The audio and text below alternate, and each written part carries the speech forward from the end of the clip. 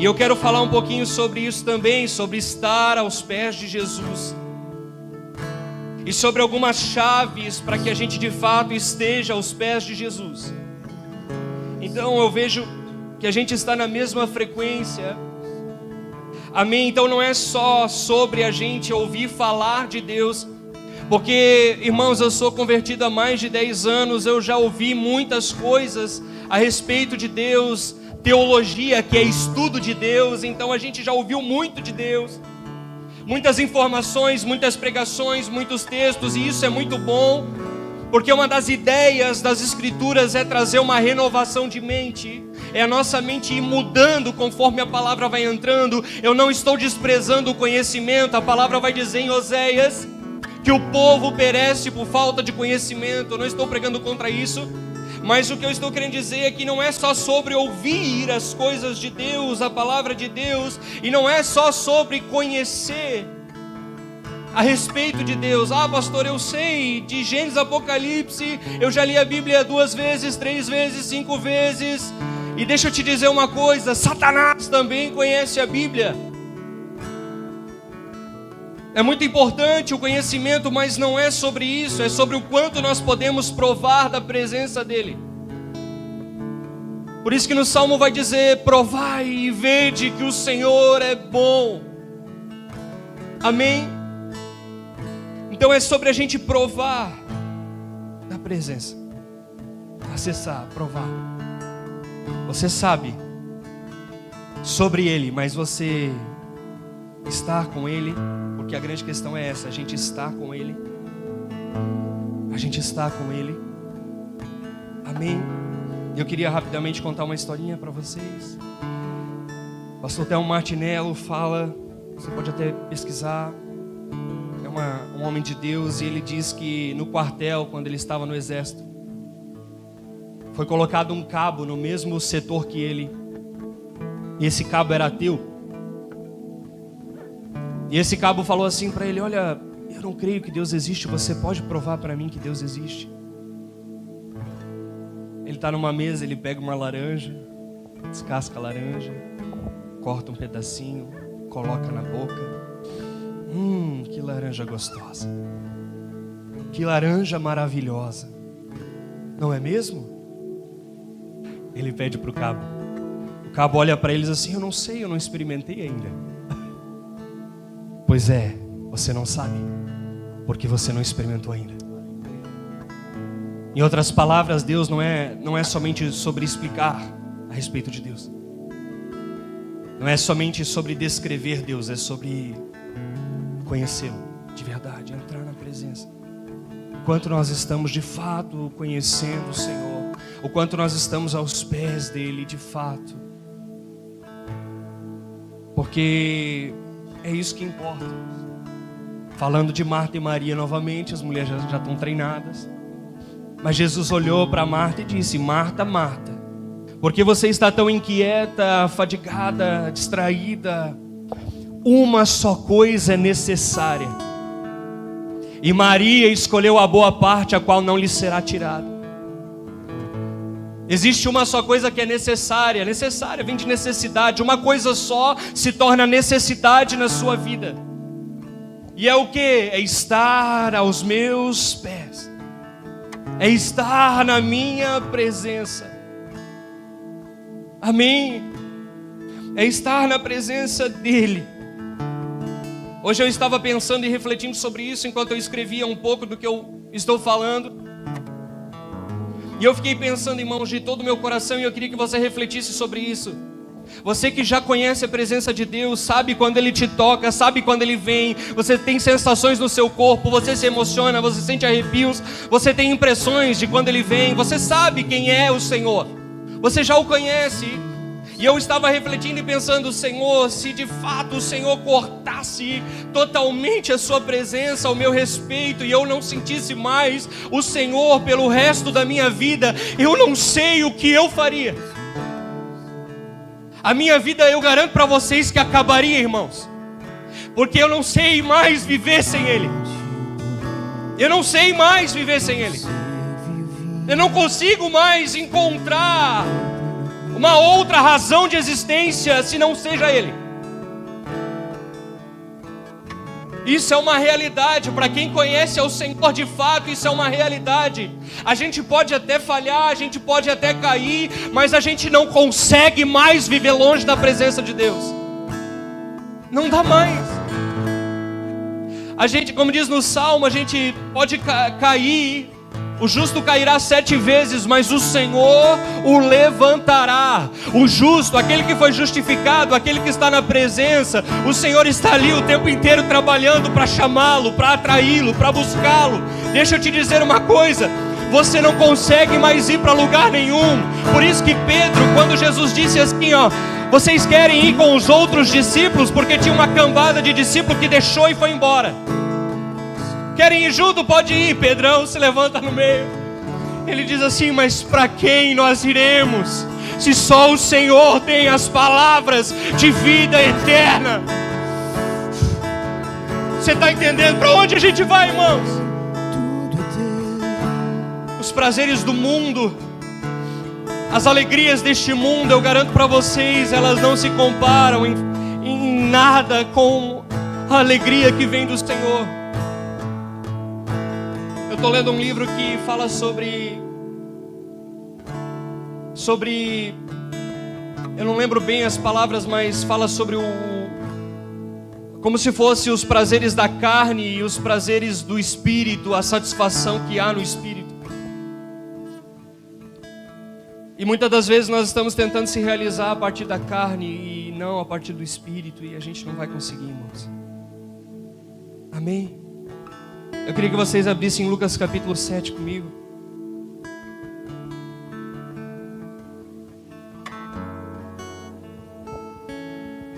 Evangelho de Lucas capítulo 7, versículo 36.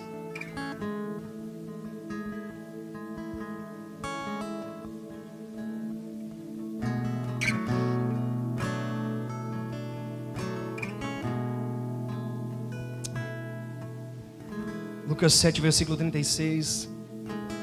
Aqui eu falei, é um texto conhecido. Só que nós vamos pegar aqui alguns ganchos e vamos entrar num lugar em Jesus. Amém? Diz assim: e rogou-lhe um dos fariseus que comesse com ele. Tinha um fariseu chamando Jesus para comer na casa dele. E entrando em casa do fariseu, assentou-se à mesa. Jesus aceitou o convite e sentou-se à mesa da casa desse fariseu. 37, eis que uma mulher da cidade, uma pecadora, a Bíblia destaca, uma pecadora. Os teólogos dizem que ela era uma prostituta, vivia por meio disso. Sabendo que ele estava à mesa, ela sabia que Jesus estava ali em casa do fariseu, levou um vaso de alabastro com unguento, e estando por detrás aos seus pés, chorando, começou a regar-lhe os pés com lágrimas e enxugava-lhes com os cabelos da sua cabeça. E beijava-lhe os pés, ungia-lhes com unguento.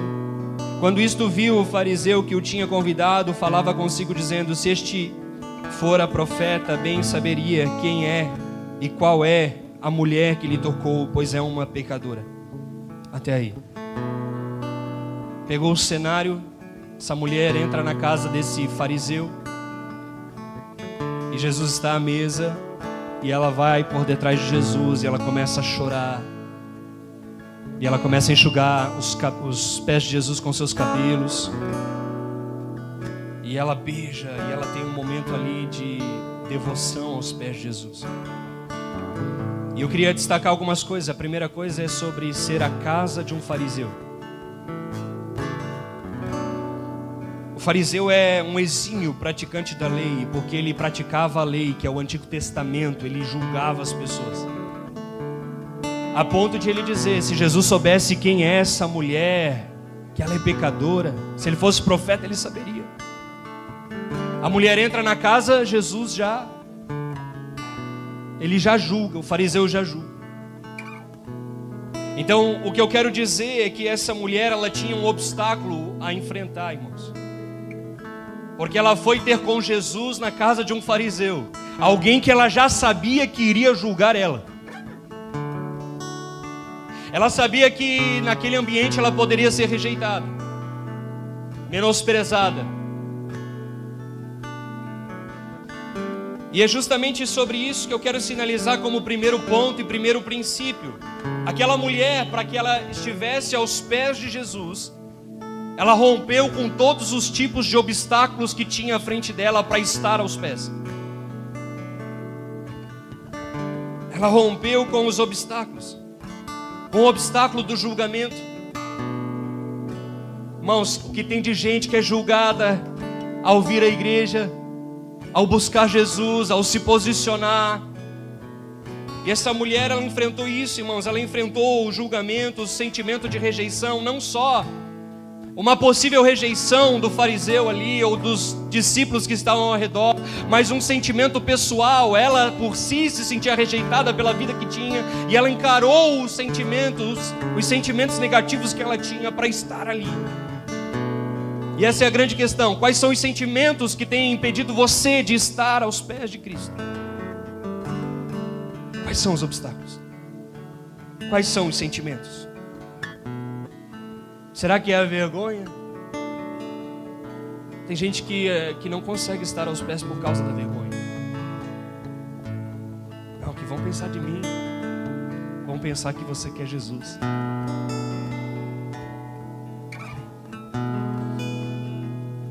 A religiosidade, ela enfrentou a religiosidade. Então, quais são os obstáculos, irmãos, que nós precisamos vencer para estar aos pés de Jesus? E eu queria interagir com vocês. Não precisa sinalizar de forma pessoal, mas você pode sinalizar agora um obstáculo que você entende que paralisa as pessoas, que impede as pessoas de estar aos pés. Você pode sinalizar, você pode falar agora. O que você acha que faz com que as pessoas não estejam aos pés?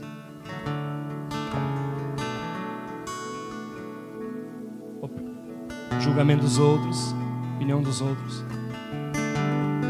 Mais alguém? Não? Na sexta-feira foi falado sobre distração, ocupação. A gente está distraído, está ocupado, e às vezes a gente não está aos pés. A gente não está na presença. Sabe, eu coloquei aqui também sobre o automático. O automático nos rouba de estar de fato, irmãos, aos pés. A gente vai se acostumando a vir nos cultos, culto de quinta, culto de domingo, culto de quinta, e a gente entra no automático e a gente vai perdendo a paixão, vai perdendo o fogo, vai perdendo a devoção. E eu tenho procurado me comprometer com o Senhor em manter a chama acesa, em manter o fogo, em continuar amando o Senhor até os meus últimos dias. Porque não é somente sobre funcionar, é sobre amá-lo. Amém? É sobre amá-lo. Amarás o Senhor teu Deus de todo o teu coração, de toda a tua alma, de todo o teu entendimento e com toda a tua força. Então, esse é o primeiro ponto. Rompa com os obstáculos para estar aos pés. Rompa com os obstáculos. Amém?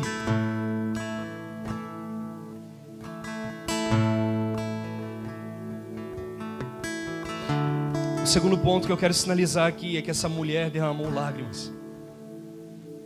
Ela entra na casa, ela vai contra todos os tipos de obstáculos e ela começa a derramar lágrimas aos pés de Jesus. Essas lágrimas, elas falam de arrependimento e de quebrantamento.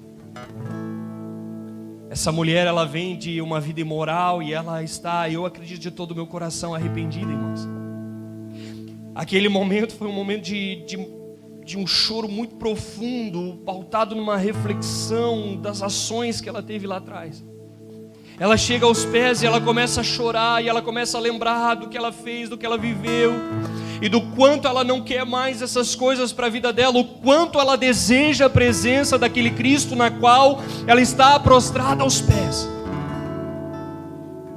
Depois nós vamos falar no final sobre isso. A Bíblia diz que ela quebra um vaso de alabastro, um perfume caríssimo, e passa ali nos pés de Jesus. Esse vaso fala de quase um ano de trabalho. O que eu quero dizer, e até tem uma canção que fala sobre isso, é que ela dá tudo o que ela tem, e é uma declaração de que não importa o preço, a tua presença vale mais. Você está entendendo? A declaração daquela mulher foi: Não importa o preço que eu vou ter que pagar, a tua presença vale mais. E é o que eu estava falando. Aleluia. É sobre a presença dele, irmãos. Não importa o preço. E daí no início da pregação eu estava falando sobre isso. Eu estava falando, se o Senhor hoje encerrasse, irmãos, a presença dele sobre a minha vida, ela perderia o sentido. Então o que eu estou querendo dizer com isso é que tem coisas que têm preço e tem coisas que têm valor. E a presença de Deus não tem preço, ela tem valor. Em outras palavras, eu vou dar tudo de mim para sustentar essa presença. A gente tem que dar tudo de nós para sustentar essa presença, porque ela não tem preço. Você consegue se imaginar sem Ele? Eu não consigo, irmãos. Então todas as coisas que eu tenho, se for necessárias, eu tenho que dar para que eu tenha Ele. Por isso que Davi, quando peca e adultera, ele fica no Salmo 51 uma semana jejuando, uma semana sem comer, orando, dizendo: purifica-me com o hisopo e ficarei mais alvo que a neve. Orando, dizendo: cria em mim, ó Deus, um coração puro e renova dentro de mim um espírito reto. Mas não só isso. O que esse homem ele diz? Ele diz no Salmo 51, versículo 16 e 17: se o Senhor quisesse sacrifícios, eu daria, mas o Senhor não resiste a um coração quebrantado, um coração humilde. Não desprezará, ó Deus. Sabe o que ele está dizendo? Eu estou aqui, eu estou me despindo do meu reino, das minhas posses, das minhas riquezas. O que o Senhor quer que eu faça, eu faço. Eu faço. Mas não retires de mim o teu espírito. É o que ele diz no versículo seguinte: não me repulses da sua presença, não retires de mim o seu espírito. Ele está desesperado no secreto, dizendo: o que eu fiz, Senhor? O que eu fiz? Eu me arrependo. Eu me arrependo no pó e na cinza, mas não tira a tua presença de mim. Você está entendendo? Então é nesse lugar que nós precisamos entrar, não somente sobre ter o conhecimento de Deus, não somente sobre ouvir falar de Deus, mas provar a Deus, dizer: Espírito Santo, Tu é tudo que eu mais quero e tudo que eu mais preciso.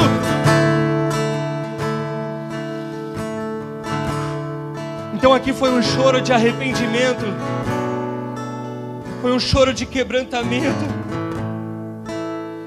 Amém.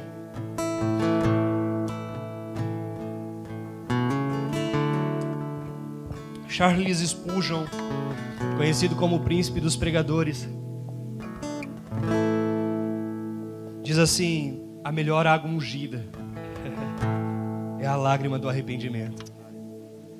Pastor, por que a gente não unge água? Porque a melhor água ungida é a lágrima do arrependimento. Sabe o que o Senhor quer? Ele não quer que a gente consagre uma água, Ele quer que a gente derrame lágrimas. A Bíblia diz assim: chorem ministros do Senhor no alpendre e no altar. Rasguem não as vossas roupas, mas os vossos corações. Pranteiem diante dele, com jejuns, com lágrimas. O que o Senhor quer é arrependimento, irmãos. É mudança de vida. É eu olhar e dizer: eu não quero mais isso para minha vida, eu quero a tua presença.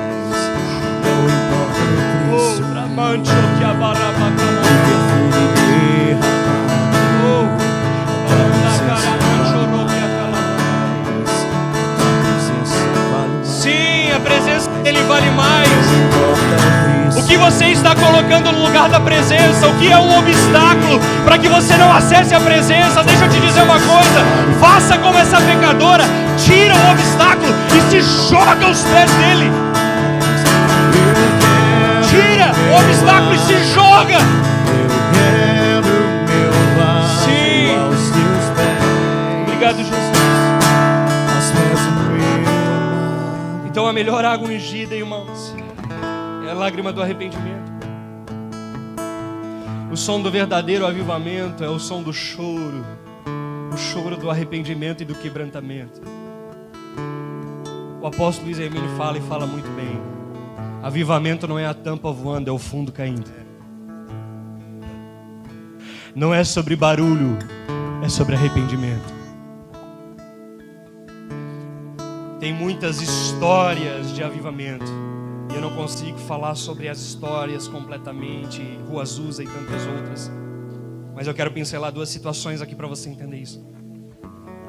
John Wesley, que foi um dos avivalistas, a ação do Espírito Santo fez com que multidões compostas de 5 até 10 mil pessoas ouvissem a palavra de Deus através da sua boca. Tinha muita conversão.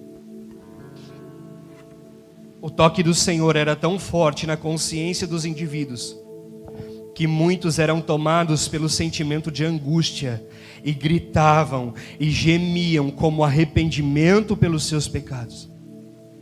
Deus tocava tão profundamente na consciência daquelas pessoas que eles tinham uma profunda angústia, e era uma angústia pelo Espírito. E eles gritavam e gemiam em arrependimento pelos seus pecados. A evidência de um grande avivamento são pessoas se arrependendo. Quando o Espírito Santo vem, ele vem para trazer arrependimento. Ele vem para trazer arrependimento, convencer o homem do pecado, da justiça e do juízo. Convencer o homem do pecado, da justiça e do juízo. Sabe, Charles Finney também, um outro avivalista, ele fez uma visita em uma fábrica e uma senhora que não era cristã zombou dele, por ele ser cristão. Ele não fez nada para aquela senhora, ele só olhou nos olhos dela. E ele virou as costas e ele foi embora. Momentos depois, essa senhora, ela estava desesperada com os seus pecados, querendo aceitar Jesus, procurando alguém para aceitar Jesus. Eles nem falavam nada, a presença deles chegava e as pessoas queriam aceitar Jesus. E é por isso que tinha conversão em massa. Tinha conversão em massa, irmãos. Você está entendendo? Esse mesmo homem em uma viagem de trem passou por um povoado. E os indivíduos que estavam em locais imorais foram às pressas para as igrejas, porque estavam sentindo o peso e o remorso pelos seus pecados. Pensa, irmãos, o homem nem tinha descido na aldeia, mas são relatos verídicos. Ele está num trem passando por uma aldeia, e os homens que estavam em lugares imorais dentro da aldeia saíam desses lugares imorais procurando uma igreja, porque queriam viver Jesus, queriam Cristo. Então, quando a presença de Deus começa a vir num lugar, começa a encher um lugar, a gente não precisa fazer nada, o Senhor mesmo vai fazer. Deixa eu te dizer uma coisa: o que você precisa para dentro da sua casa é da presença. É da presença. Amém? Então o que a gente vê nessa mulher é isso, irmãos. Ela está se quebrantando, ela está arrependida. E eu ouso dizer que o quebrantamento, e você pode analisar isso comigo hoje, eu ouso dizer que o quebrantamento e o contrimento pode ser mais poderoso e mais importante do que as disciplinas espirituais, do que sacrifícios e do que boas obras. Por quê? Porque todas essas coisas que eu citei, se não for com um coração alinhado, Deus despreza. Porque em Mateus capítulo 6, eu não vou conseguir ler, mas quando vai falar sobre dar esmolas, ele diz: olha, não toquem trombetas, como os hipócritas estão fazendo. Eles ficam nas sinagogas anunciando, nas esquinas anunciando que estão dando esmola. Quando vocês forem orar, não fiquem alardeando, falando, orando como os hipócritas nas sinagogas e nas esquinas em voz alta, para que todos saibam que eles estão orando. E sobre o jejum também, não entristeçam o rosto de vocês, para que as pessoas não saibam que vocês estão jejuando. Não que não possa falar que está orando, que está jejuando. O que Jesus estava querendo dizer é sobre a intenção do coração. Eles estavam fazendo para mostrar que eram espirituais, para mostrar que eles sabiam fazer essas coisas, para mostrar que eles tinham práticas espirituais. Jesus está dizendo: olha, essas pessoas já receberam as suas recompensas. Em outras palavras, o Senhor pode desprezar as disciplinas espirituais, Ele pode desprezar os sacrifícios, Ele pode desprezar boas obras, mas um coração quebrantado, como eu acabei de citar, de Salmo 51, versículo 16 e 17, o Senhor não desprezará. Então um quebrantamento e um arrependimento genuíno pode ser mais poderoso e mais eficaz e mais importante diante de Deus do que qualquer outra coisa. Porque o Senhor não consegue desprezar alguém que está arrependido, alguém que está quebrantado. Amém? Ele não despreza. Quebrantamento vem do latim crepare, que significa quebrar, estalar, rachar. Quebrar, rachar. O seu coração está quebrado, rachado. Isso é quebrantamento. Um coração quebrantado é um coração que não está endurecido, que reconhece as suas fraquezas. O que é um coração quebrantado? É um coração que não está endurecido e que reconhece as suas fraquezas. Deus pode trabalhar. Se o coração é duro, Ele não pode trabalhar. Se o coração está quebrado, Ele pode trabalhar. Ele não consegue desprezar. Por isso que quando aquela pecadora chega, Simão começa a criticar dentro do coração dele. Jesus olha e responde: Simão, quando eu cheguei aqui você nem lavou os meus pés. Essa mulher está encharcando os meus pés com lágrimas. Você nem me cumprimentou com ósculo santo. Essa mulher está enchendo os meus pés de beijo. Resumindo, Jesus defende aquela mulher. Por quê? Porque Ele não consegue desprezar alguém quebrantado. Ele não consegue desprezar. Então alguém quebrantado é alguém que aceita ajuda para alcançar restauração. Entende que depende de Deus. Coração quebrantado é alguém que aceita ajuda para alcançar restauração. Então quanto mais a gente se quebrantar, mais de Deus nós vamos ter.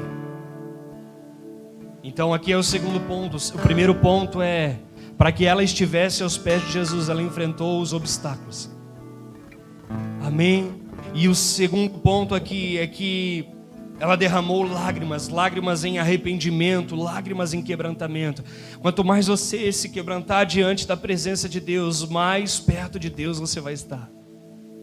A Bíblia diz no Salmo que ele está em Isaías, que ele está num alto e sublime trono, mas ele também está com um abatido de coração e humilde, com um quebrantado de coração. Ele está no coração daqueles que são humildes. Amém? Até as bem-aventuranças, a primeira frase das bem-aventuranças de Mateus capítulo 5 é: bem-aventurados os pobres de espírito. Essa palavra pobre é pitocos, que significa mendigo. Bem-aventurados os mendigos no espírito, porque deles é o reino dos céus. Em outras palavras, bem-aventurado é aquele que reconhece que é um nada no espírito, ou seja, por ele mesmo ele é pobre, mas quando ele tem o Senhor, então ele é rico por causa do Senhor. Entende? Ele é pobre. E desse que reconhece que é pobre, que carece de Deus, que precisa de Deus, dele é o reino. Quanto mais você entender que você carece de Deus, precisa de Deus, mais você vai acessar o reino de Deus. Amém? O terceiro ponto: ela derrama lágrimas em forma de quebrantamento e arrependimento, e ela começa a enxugar com os cabelos. Ela começa a enxugar com os cabelos. E aos 17 anos, para 18, eu fui para Israel. E nós tínhamos uma irmã que tinha o cabelo comprido, era loira. E os irmãos ficavam, os judeus lá, o povo lá ficava só de atrás dela, irmão, querendo comprar ela. Dava um monte de camelo, mas muito camelo. É sério. E ela não entendia no começo o que estava acontecendo, daí até que ela entendeu que era o cabelo, porque lá em Israel o cabelo da mulher representa a glória da mulher, a beleza da mulher. Então o restante do percurso ela teve que andar com o cabelo todo prendido, escondido, para não chamar atenção. E em Israel é assim, até hoje, o cabelo fala da beleza da mulher, da glória da mulher, e a Bíblia está sinalizando isso, que ela está lá chorando, quebrantada, por detrás de Jesus. Ela está lá na mesa, e ela começa a enxugar com os cabelos. Em outras palavras, ela estava se despindo da sua própria glória por uma glória maior, que era o Cristo. Você quer estar aos pés? Vença os obstáculos que te impedem de estar aos pés. Você quer estar aos pés? Entre num lugar de humildade, de quebrantamento e arrependimento. Você quer estar aos pés? Se desfaça das suas glórias pela glória dele. E então você vai começar a acessar essa glória. Então muitas vezes nós não estamos aos pés, irmãos, porque nós não queremos se despir das nossas glórias. E qual é a nossa glória? Quais são as nossas glórias? E a gente poderia sinalizar muitas coisas. As nossas reputações, as nossas posses, nós mesmos, o orgulho. O que nós temos por glória? Eu tenho um nome, eu tenho posses, eu tenho conhecimento, eu tenho isso, eu tenho aquilo. E a gente vai tendo glórias próprias, pessoais, que a gente não consegue se despir. Porque a gente não consegue se despir, a gente não consegue estar aos pés dele. Então é um dia de você se despir da sua glória. Amém. Eu queria rapidamente só sinalizar que Jó só conheceu o Senhor de verdade depois que ele se despiu da sua glória. No final do livro de Jó, ele vai dizer que antes ele conhecia o Senhor de ouvir falar. Depois ele começou a conhecer o Senhor, depois ele viu o Senhor. Ele tinha um conhecimento acerca de Deus, mas depois ele provou Deus. Ele viu Deus, ele disse, uau, agora está fazendo sentido para mim. E ele teve que se despir da sua própria glória. E a glória de Jó, irmãos, era a glória do seu próprio conhecimento. Ele se achava muito sábio. Era a glória da sua integridade, era a glória da sua espiritualidade. Sabia que você não pode se gloriar pela sua espiritualidade? Você não pode se gloriar pela sua integridade, você não pode se gloriar pelo conhecimento que você tem, você não pode se gloriar por nada, a não ser por estar nele, se alegrar por estar nele. E é isso que acontece em Jó 38, versículo 4, se puder lançar lá, Maria. Rapidinho, eu quero ler aqui alguns versículos. Vai dizer assim: onde é que você estava quando criei o mundo? Irmãos, Deus aparece para Jó. Olha lá, irmãos, que tremendo isso. E tem gente que acha que Jó não errou. Leu só 2 capítulos. Onde é que você estava quando criei o mundo? Se você é tão inteligente, explique isso.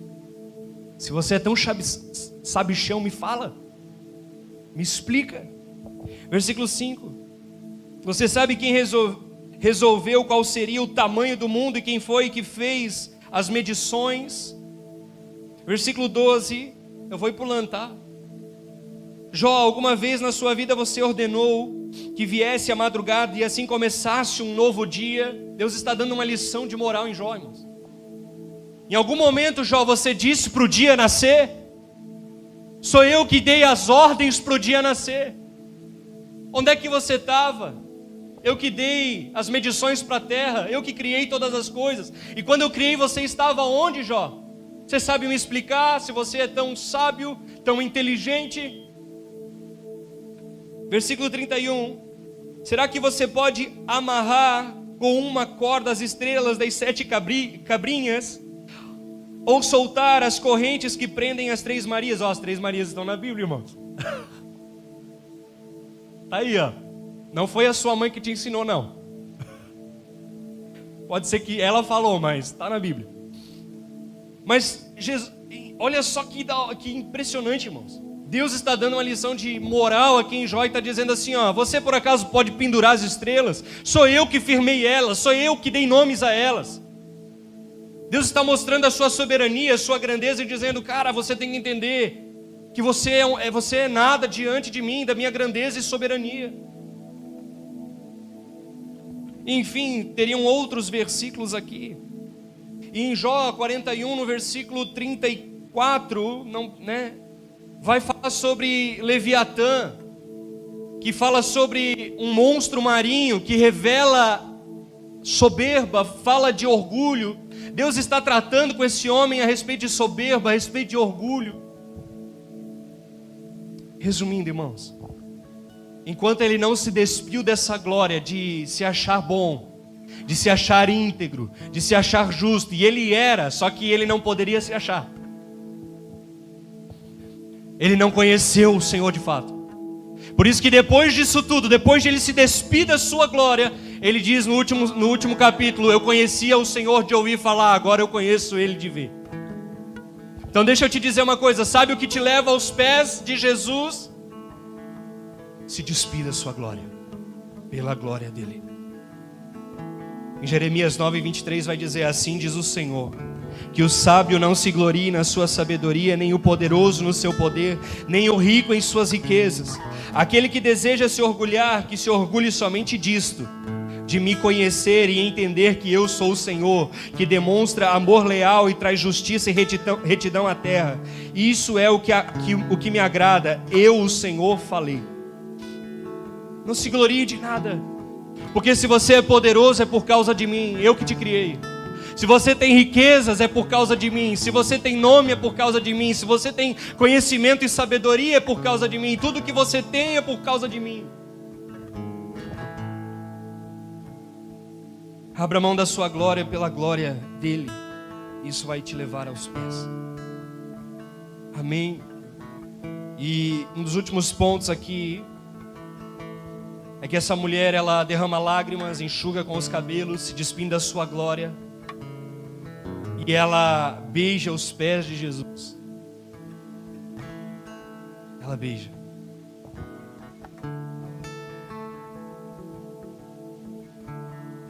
Quando Jesus voltar, vai estar bem fácil para beijar os pés dele. Vai estar limpinho. Jesus estava na Palestina, irmãos. Não tinha asfalto naquela época. Pensa num pé que certo estava barrento, sujo. Ele andou. E ele chega lá e essa mulher está derramando lágrimas, fica mais sujo ainda. Enxuga com os cabelos e beija, irmãos. Ele é Deus, mas ele foi homem. Provavelmente tinha chulé. Sim ou não? E ela beija. E o questionamento de Jesus no versículo 45 é: Simão, você não me recebeu com ósculo santo. Você não me beijou. Naquela época a cultura judaica é assim: eu apareço na sua casa, eu te recebo com um beijo, em sinal de que você é bem-vindo. Jesus disse: você não me recebeu, essa mulher está beijando os meus pés. Sabe o que ela estava querendo dizer com isso? Ela estava querendo dizer que ela honrava a presença de Jesus, que ela amava a presença de Jesus, beijando os pés dele. Ela estava querendo dizer que tudo que ela queria era a presença de Jesus. Ela honrava, ela queria, ela amava a presença de Jesus. É os teus pés, Jesus, mas os teus pés é muito melhor do que a vida que eu estava levando. Os teus pés é muito melhor do que a vida que eu estava levando. Então ela se humilhou, irmãos. Ela se rebaixou e sabia que beijar os pés é o ato principal de adoração, demonstra amor excessivo. Beijar, o ato de se inclinar e beijar os pés é o principal ato de adoração, que aqui é o tópico. Despir-se da sua glória foi o anterior, e esse aqui, o que te leva de fato a estar aos pés de Jesus, é entrar num lugar de adoração. E beijar os pés é o ápice, é o ato principal de expressão de amor excessivo, que segundo o dicionário Aurélio, adoração é justamente isso, amor excessivo, é amar demais. Isso é adoração. Eu amo tanto que eu faço qualquer coisa pelo Senhor. Isso é adoração. Como eu sei que eu estou adorando, pastor? É se eu estou levantando a mão, está cooperando. Mas a adoração verdadeira é se você o ama de forma excessiva.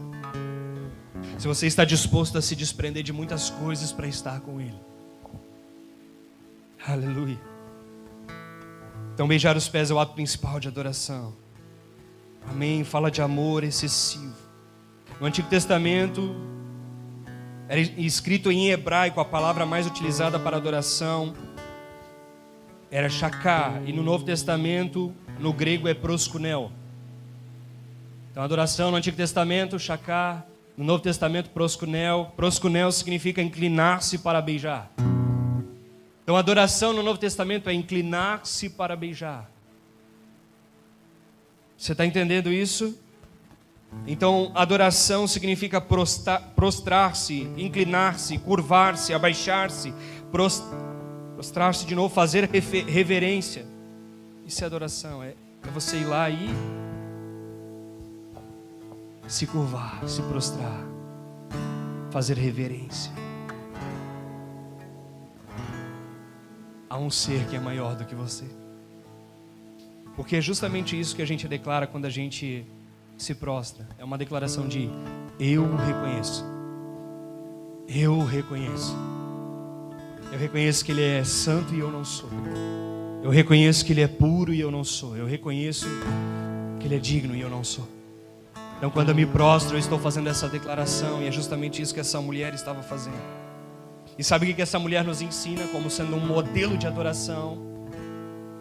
Ela nos ensina que a adoração completa e mais profunda que existe, ela não é somente, no coração, mas é com o corpo. Ela pode se iniciar no espírito, porque a Bíblia fala que é em espírito e em verdade. Mas quando a gente olha para as Escrituras, a gente percebe que a adoração tem a ver com expressões físicas. E a principal expressão física é se prostrar. E é o que essa mulher fez. Ela podia ter chegado nessa casa, não sei se a porta estava aberta, eu acredito que sim, dado uma batidinha do lado assim, toque, toque. Ô Simão, posso falar com Jesus? Jesus, está aqui o vaso. Ela poderia ter entrado para falar com ele. Mas repara que ela nem foi falar com ele.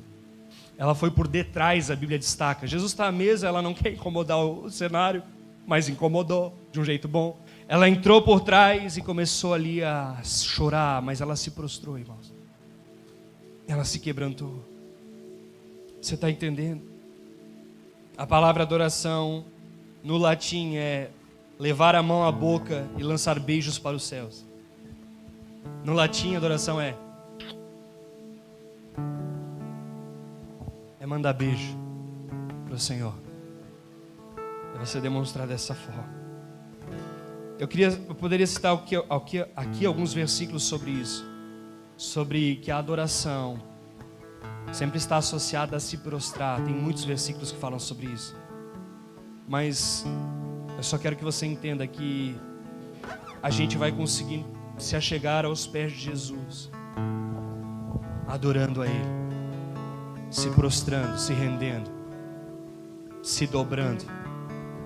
Amém? Eu não estou dizendo que todo culto você tem que se prostrar para adorar. Mas quando você sentir no seu coração, você vai ver que vai mudar muita coisa na sua vida. Amém? E o último ponto é que ela ungia-lhes com um unguento. Que é o que eu falei antes. Ela deu algo que tinha preço por algo que tinha valor. Ela renunciou quase 1 ano de trabalho pela presença de Jesus, para acessar a presença. Foi uma oferta. Foi uma oferta, ou nós podemos falar que foi uma renúncia, ou um sacrifício, que é o último ponto que vai nos levar aos pés, é a gente renunciar a algumas coisas pela presença. É a gente sacrificar algumas coisas pela presença.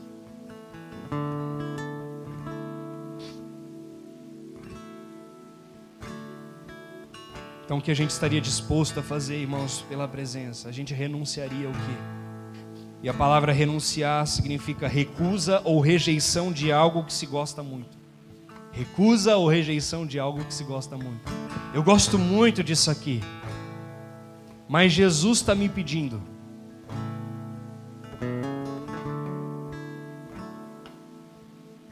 Para ficar com Ele. O que Jesus está te pedindo nesses dias?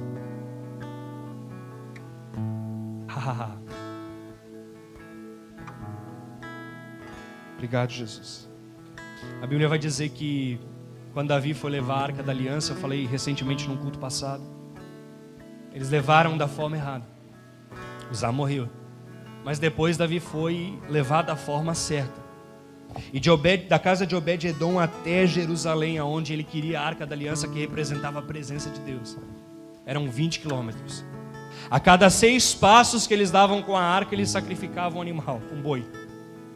Foi mais ou menos 144 mil bois sacrificados e 6 meses percorrendo de Obed-Edom até Jerusalém, para ter a Arca da Aliança, para ter a presença. Eu acredito, irmãos, que a prática da renúncia, dos sacrifícios, fazem com que a gente se aproxime da presença. Amém? Faz com que a gente se aproxime da presença. Os sacrifícios e renúncias nos levam aos pés de Jesus. Então, como eu falei, irmãos, eu tinha outros títulos, mas eu entrei no quarto para orar ontem à noite. Comecei lá a orar, a buscar o Senhor, e fui orando, e fui orando, e fui orando, e fui orando. Eu pensei, o que o Senhor quer? Irmãos, foi muito claro dentro de mim que o Senhor queria que eu usasse esse texto. E eu sei que o Senhor vai levar pessoas aos pés dele nesses dias. Amém. Essa palavra eu tenho certeza que fez sentido para muitas pessoas. Então é sobre um reposicionamento, não é sobre o que você já sabe. Não é sobre o que você já conhece, é sobre o que você pode, é sobre o que você está vivendo em Deus. Sabe, teve uma pessoa que me mandou recentemente um monte de áudio e um monte de colocações sobre o que ela em si deveria fazer. Mais um monte. Aí eu só mandei assim, irmão, você já sabe o que você tem que fazer, é só fazer. Eu não sei se era por desencargo de consciência que estava colocando para mim, mas o que eu quero dizer é que muitos de nós já sabemos o que a gente precisa fazer. Então não é só sobre mais uma pregação empolgante. Não é sobre a gente sair daqui animado. É sobre a gente sair daqui rendido, no lugar da presença, quebrantado, arrependido, enfrentando os obstáculos que nos tiram da presença. Às vezes o seu obstáculo é a ocupação, às vezes o seu obstáculo é a distração. E quem de nós não tem obstáculos? Amém? Hoje um grande obstáculo aí é o celular. Minha esposa está 1 semana agora sem celular. Não tem problema falar, eu acho. Lá atrás, né? Ela foi, pregar sobre Marta e Maria. O que aconteceu? Jesus falou assim: tira o celular. E esse que é o legal do Senhor, porque quanto mais a gente entra, mais Ele tira coisas de nós para colocar coisas dEle. Amém? E o legal é que a maioria das vezes nem dói, é natural. É só entrar. É só entrar, é só entrar, é só entrar. Esses dias, irmãos, eu estava orando para fazer um propósito com alguns obreiros e tal. Orando, e eu tinha algo no meu coração, uma direção no meu coração, e o Senhor falou assim, era uma direção minha. O Senhor disse que não era para mim fazer o propósito em relação àquilo que eu estava pensando em fazer, mas Ele disse assim, faça pela minha presença.